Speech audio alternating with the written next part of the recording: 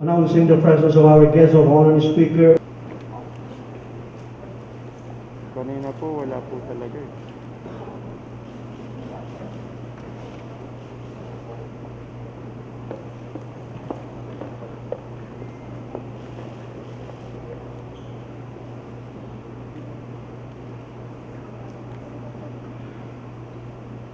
Ladies and gentlemen, good morning.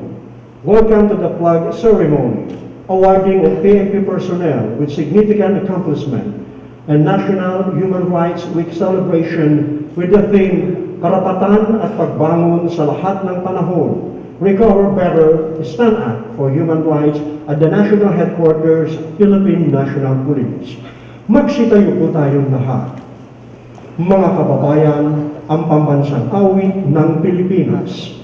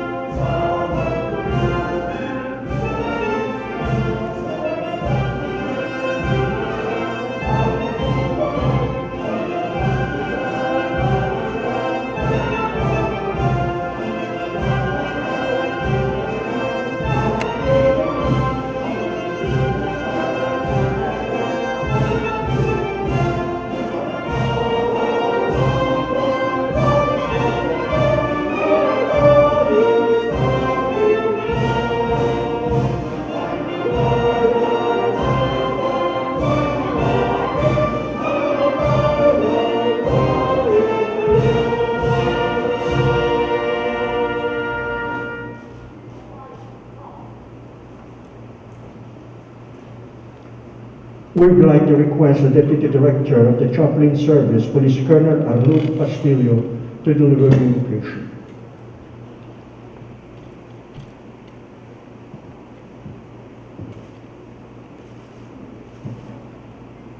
Ilagay natin ang ating sarili sa pagpapala ng Panginoon. Panginoon, sinabi mo, mapapalad ang mga gumagawa ng daan at tulay sa pagpapayapaan at sila'y tatawagin mong mga anak ng Diyos. Papuri pa salamat sa iyo, Panginoon, sa mga biyaya at mga pagpapala. Napakabuti mo sa aming lahat, ang pagmamahal at katapatan mo pang magpakailanman. Ama, sa linggong ito, aming ipinagdiriwang ang 22 anibersaryo, deklarasyon ng karapatang pangtao, na may timang karapatan at pagbangon sa lahat ng panahon, recover better, stand up for human rights.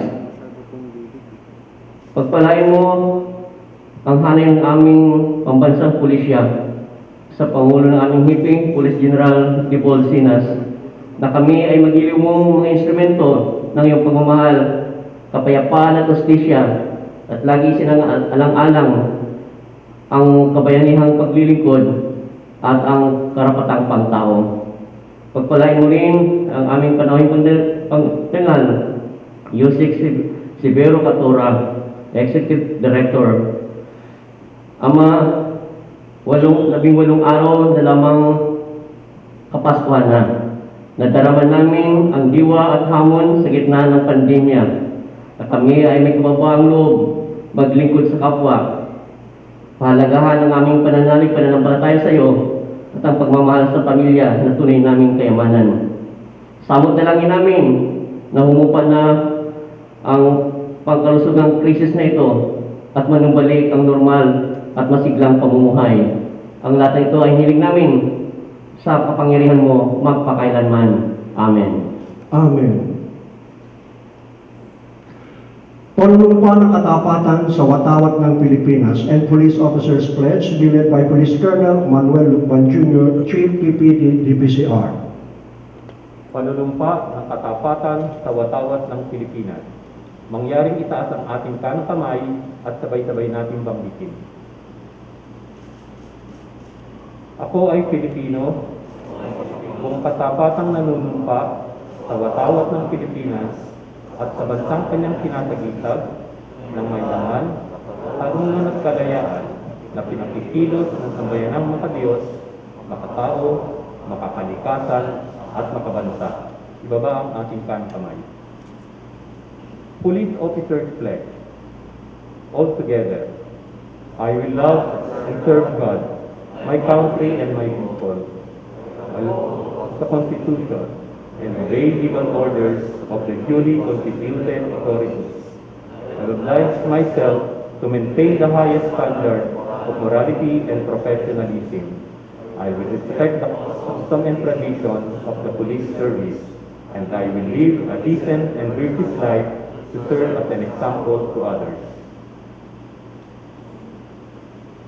Ang panunumpa ng kawani ng pamahalaan bilang takapagtanggol ng karapatang pantao ay pamumunuan ni Police Colonel Vincent Calanoga, Acting Chief HR. Pakitaas po ang ating kanang kamay. Panunumpa ng kawani ng pamahalaan bilang tagapagtanggol ng karapatang pantao. Ako'y kawani ng pamahalaan. Ako'y tagapagtanggol ng karapatang pantao. Na sa aking puso ang pagmamahal at pagmamalasakit sa aking kapwa. Lalo na sa mga mas nangangailangan ng kalinga at pag-aaruga. Ang mga mahirap na inaabuso ng mga may kapangyarihan. Ang mga magsasaka, mangingisda at empleyado ng mga oligarka.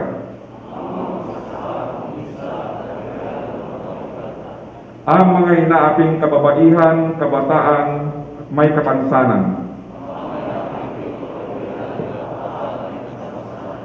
Kababayan ng ibang bansa upang makipagsapalaran. At katutubong mamamayan. Ang mga biktima ng kriminalidad, korupsyon, terorismo at bawal na droga.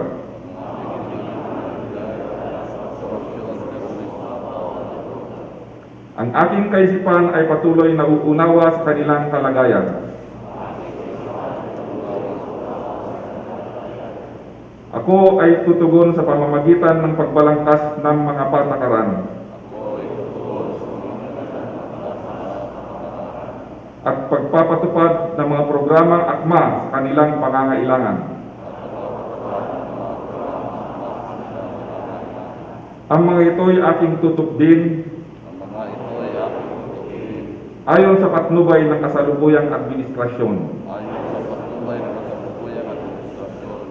na ninanais na mapabuti ang kasalukuyang katayuan at kinabukasan ng bawat Pilipino. Sa ganitong paraan, magiging bahagi ako sa pag-angat ng dignidad ng bawat Pilipino. Bilang mga taong nilikha ng buong may kapal. At ang bawat hakbang na aking tatahakin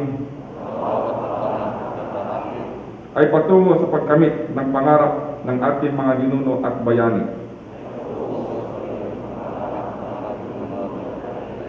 Isang bayang tunay na payapa at marangya.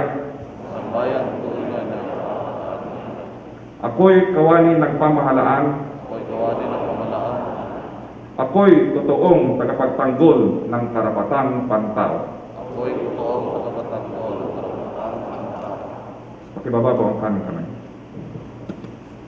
Marami pong salamat. Magsiupo po tayo. We shall come to the awarding of PNP personnel with significant. To present the award is the Deputy Chief PNP for Administration, Police Lieutenant General Guillermo Lorenzo Eliazar, together with TDCO, TCDS, IGES, and TDPRM. May we also request our guest of honor speaker to join.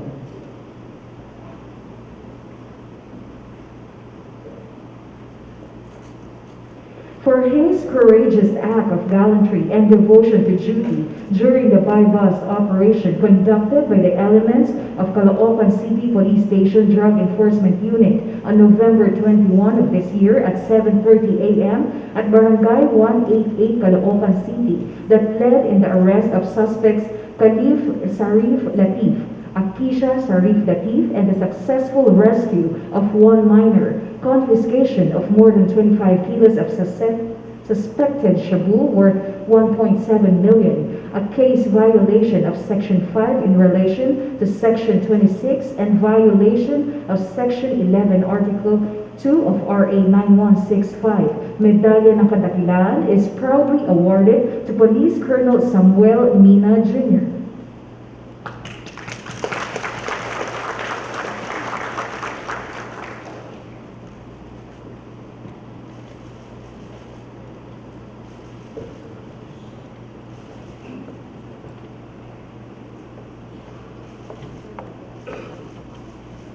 Thank you, sir. With same citation, Medalya ng Kadakilaan is awarded to Police Captain Deo Cabildo.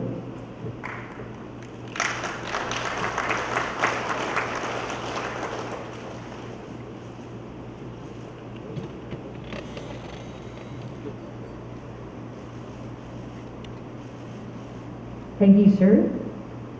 With same citation, Medalya ng Kadakilaan is awarded to Police Corporal Daryl Sablay.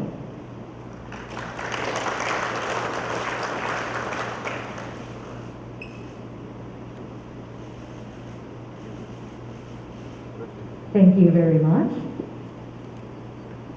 With same citation, Medalya ng Kadakilaan is awarded to Patrolman Noel Cesar.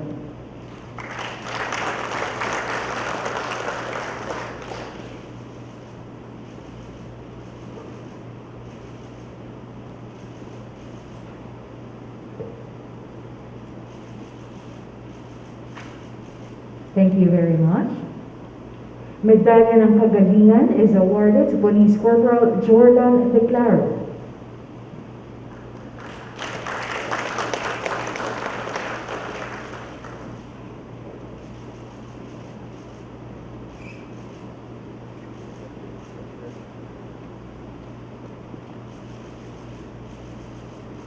Thank you very much.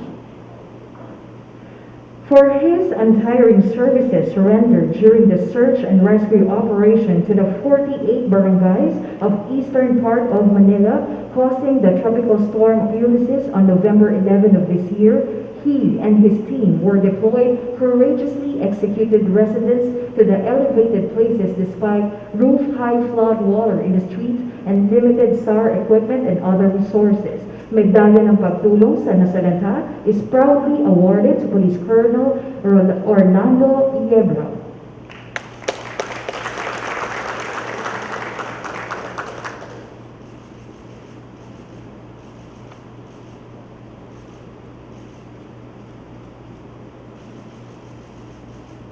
Thank you, sir.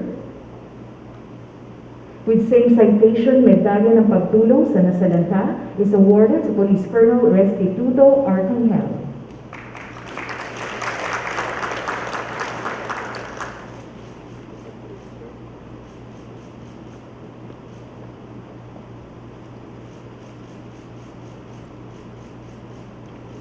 Thank you, sir.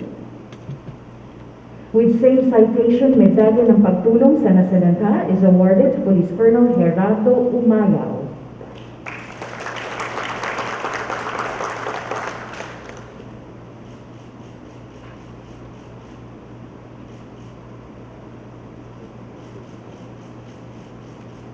Thank you very much. Same award, Medalya ng Pagtulong sa Nasalanta is awarded to Police Major Victoriano De Castro.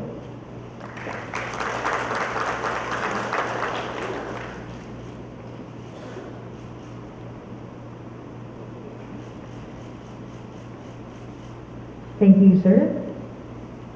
Same award, Medalya ng Pagtulong sa Nasalanta is awarded to Police Lieutenant Gil Anos.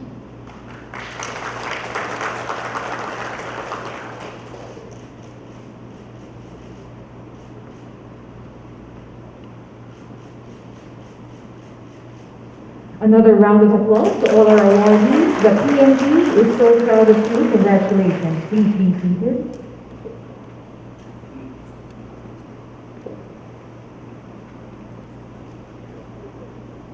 The Acting Chief of Human Rights Affairs Office, Police Colonel Vincent Canunoga, will have the honor to introduce our honored guest for today.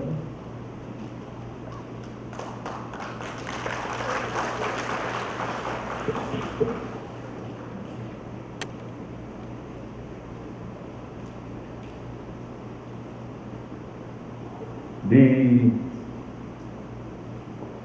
Deputy Chief PNP for Administration, Police Lieutenant General Guillermo Lorenzo Eliazar, sir. The Deputy Chief PNP for Operations, Police Lieutenant General Cesar Cotron, sir. The Chief of the Directorial Staff, Police Lieutenant General Joselito, sir. The Inspector General of the Internal Affairs Service, Attorney Alfredo Triangulo, sir.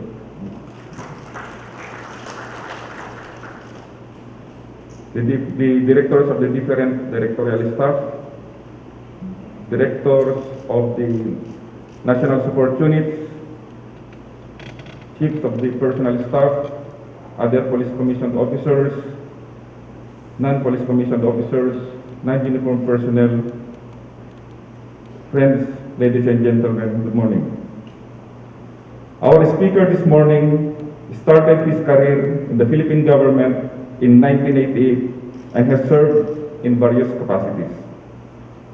He started out as a senior program officer of the Peace Commissioner under the first Aquino administration. Then during the term of President Ramos, he headed the Political Affairs Office of the National Unification Commission, which crafted the Philippine government's comprehensive peace process policy that remains enforced to this day. He was one of the pioneer officers of the Office of the Presidential Advisor on the Peace Process, where he became its Deputy Executive Director prior to leaving and serving as Business Development Manager of the PPDEC Industry Authority, administrator of the largest industrial estate in the Philippines, located in Misamis Oriental. He briefly joined the Commission on Human Rights as Director for General Administration during the short-lived term of President Estrada.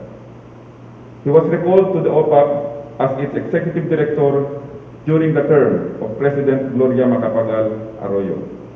Later on, he was appointed Assistant Secretary and later Undersecretary in the office of then Executive Secretary Eduardo Ermita, handling special concerns, specifically communications and media management.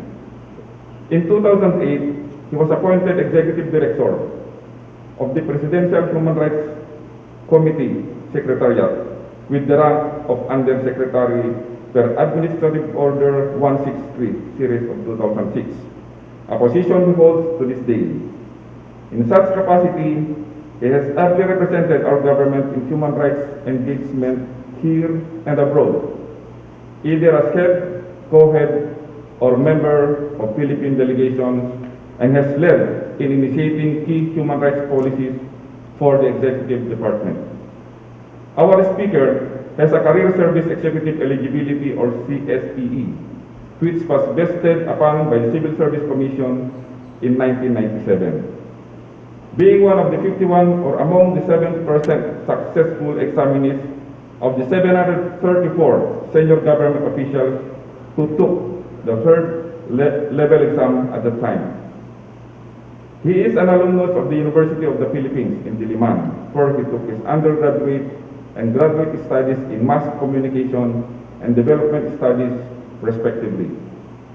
He is an active church worker who coordinates with his wife, Leah, the Social Action Center of the St. Paul of the Cross Parish in Marikina City. He is a proud father to a daughter and 3 sons.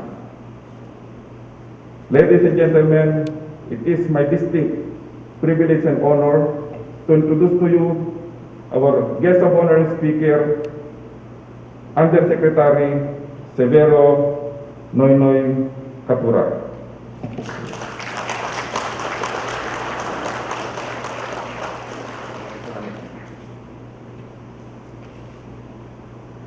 Please take your seats.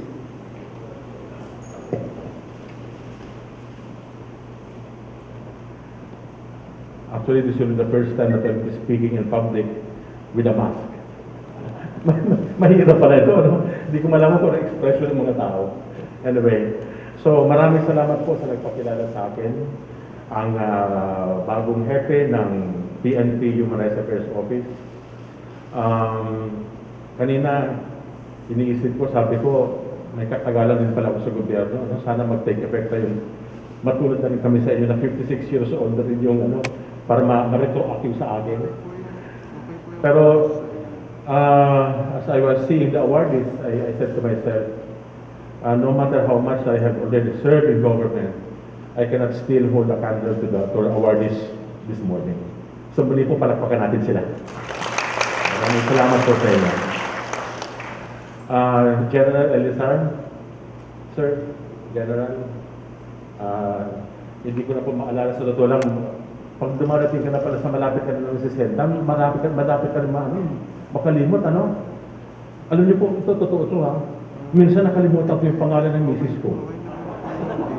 Nasa mall kami, may lumapit sa akin, palapit ng palapit.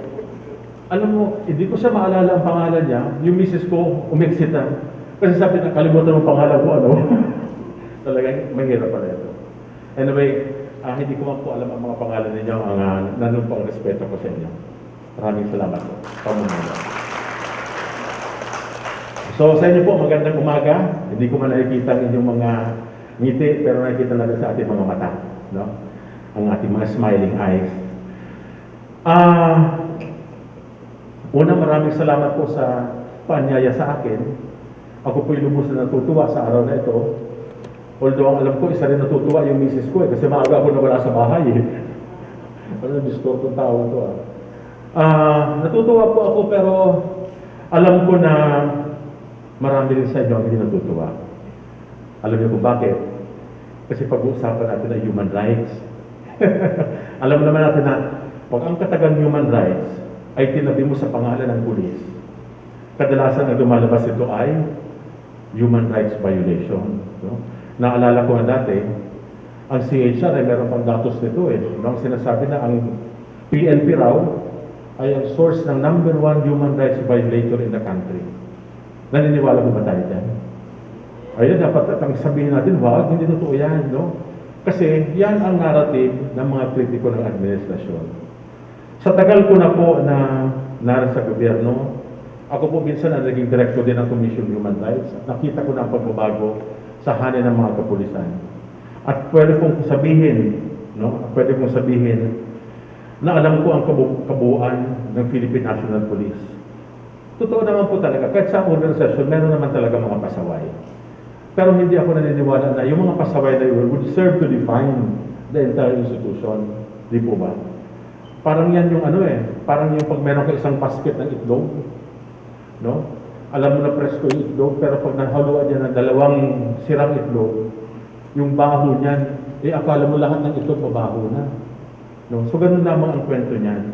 At alam kong mas marami po sa inyo ay maayos na mga kawani ng pamahalaan. At doon po ako sumasaludo sa inyo. Alam ko po ito, no?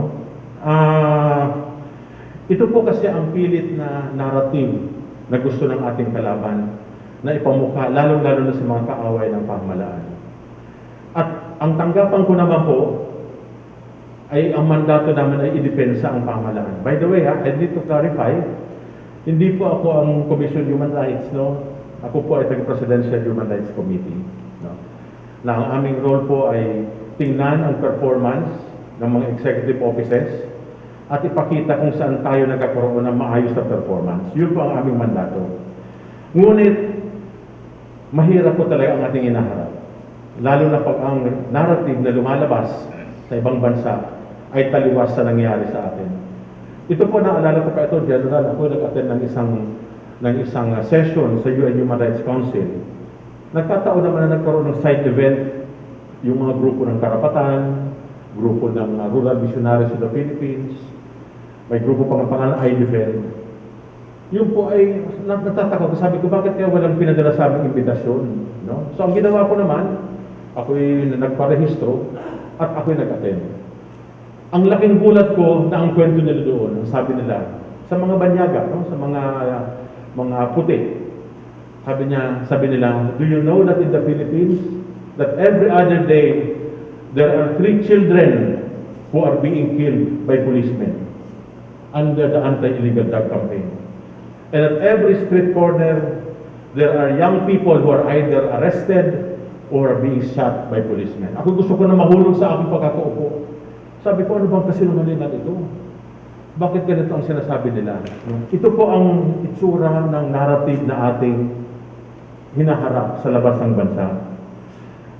Kaya nga po, ang kwentong ito na nangyayari gave birth to a Human Rights Council resolution last year na ang sabi, dapat magkaroon ng human rights situationer ang UN tungkol sa Philippines. And much worse, gusto pa nila magkaroon ng international investigative mission para tingnan ang Pilipinas. Sinikap namin na tapatan ng katotohanan ang mga paratang na ito. Kaya nga po, masama man ang loob namin sa mga taga-UN, kami po ay nakipag-ugnayan sa kanila, sa mga researchers. Kasama ko pa nga rin dito si General Brandy Usana, no? Siya ay hepe ng Human Rights Affairs. Kami po ay pumunta sa Bangkok at kinausap namin. At binigay namin sa kanila ang totoong kwento. Ito po, natutuwa nga po ako na si General Brandy ang spokesperson ninyo. Ano? Kasi alam niyo, napakulumali na tao magsalita. No?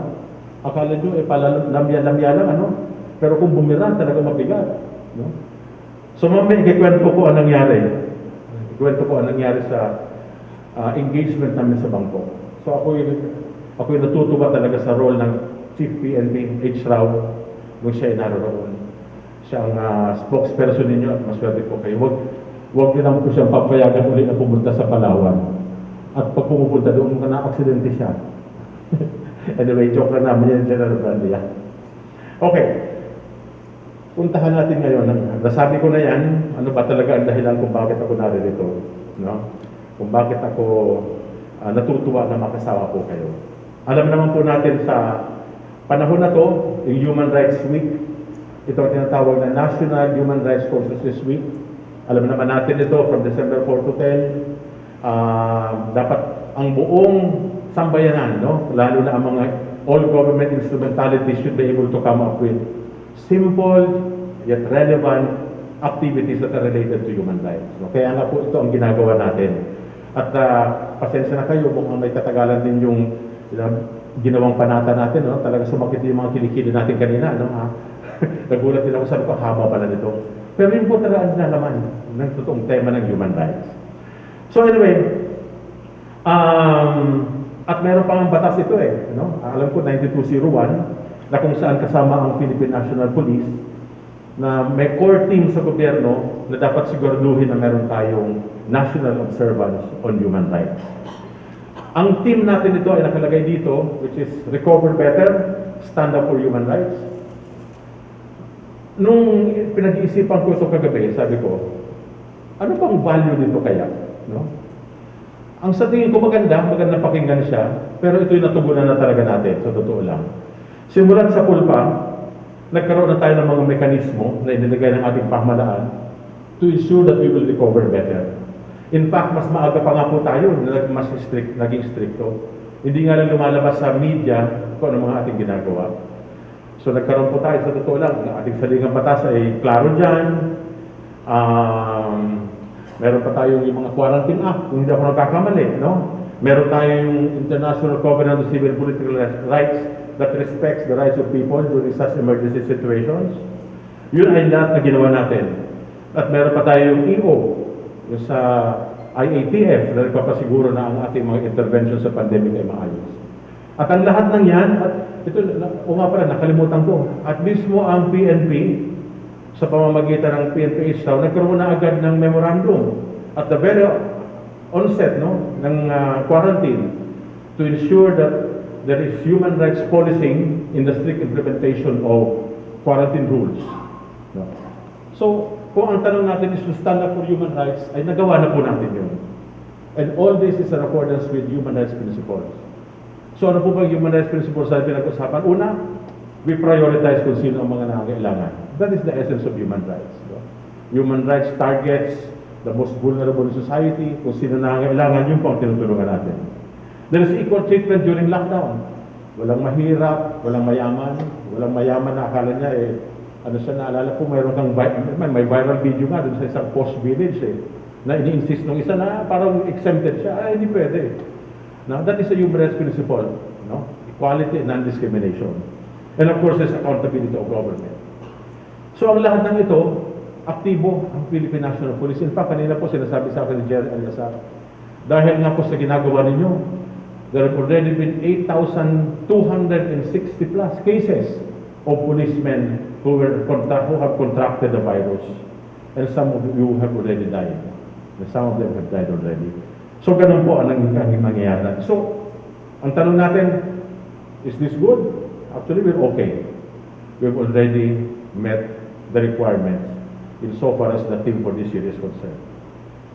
Now, having said that, kaya po talaga ako naririto because I wanted to tell you what exactly is the most important narrative of human rights.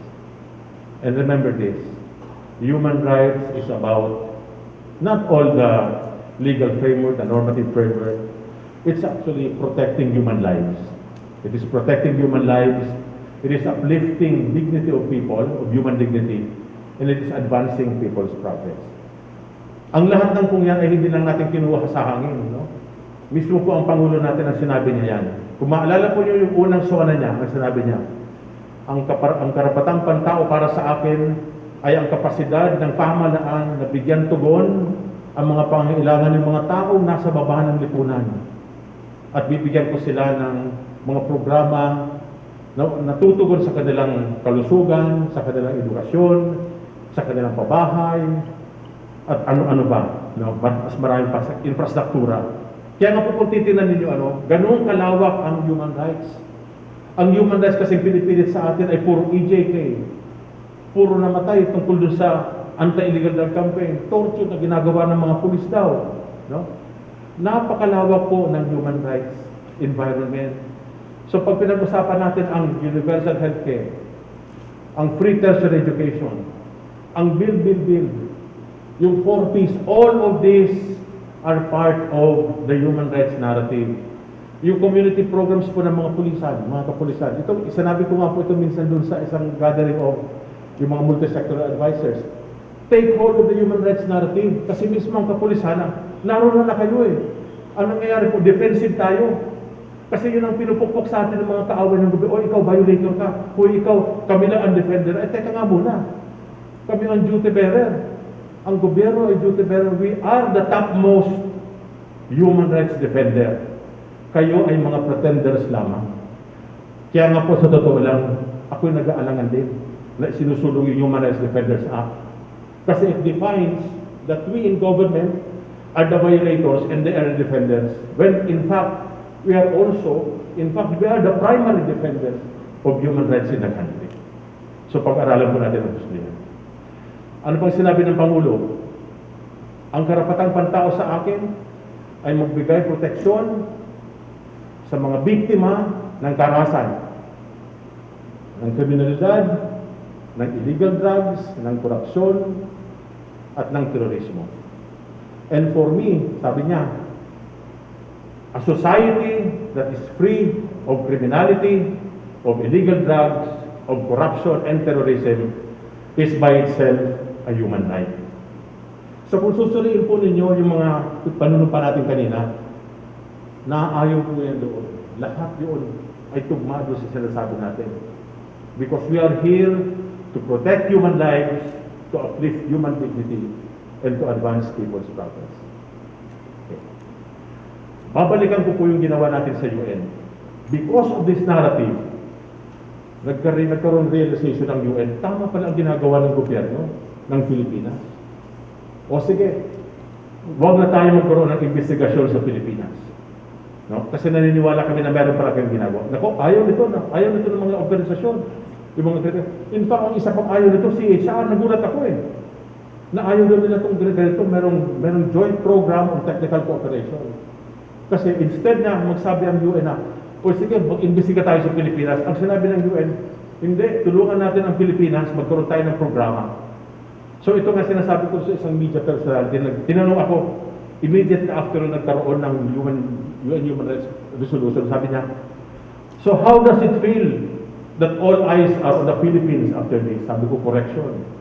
We should PNP highly appreciates the presence of our honored guests for today, and at this time, the PNP, led by our TDCA, TDCO, TCDS, and IGES, may we also request the Chief of Israel to join us as we give the presentation of plaque of appreciation and memento to our guests. May we request Yusek Severo Patura, the Executive Director of Presidential Human Rights Committee, to rise. Let me read the citation. Plaque of appreciation is presented to Yusek Severo Patura, the Executive Director of Presidential Human Rights Committee, in recognition of his invaluable and unwavering support to the various human rights and international humanitarian law capability building programs conducted by the PNP HRL in reforms to the goals of the Patrol Plan 2030. Signed, Debold L. China, Police General Chief, PNP. Also, a memento is presented.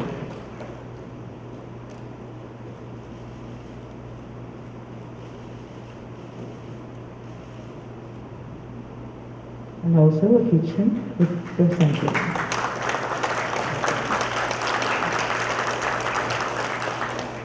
Magsitayo po tayong lahat at ating pong aulitin ang PNP lingkod ng bayan.